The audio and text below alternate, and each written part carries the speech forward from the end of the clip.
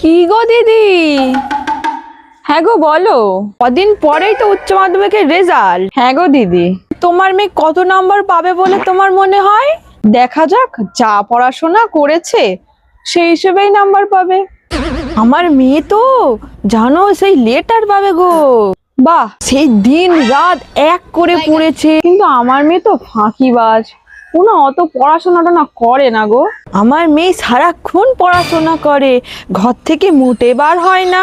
তোমার মেয়েটা না সত্যি খুব ভালো মেয়ে, তুমি ভাগ্য করে একটা মেয়ে পেয়েছো গো। আমায় বলছিল ও 500 পাবে। আমার মেয়েটা সারাক্ষণ খালি ফোন ঘেটে বেড়ায়, এখান সেখান চলে যায়, লেখাপড়াটার অত নামগন্ধ নেই। খালি বাড়িয়ে বাড়িয়ে নিজের মেয়ের নামে বলে।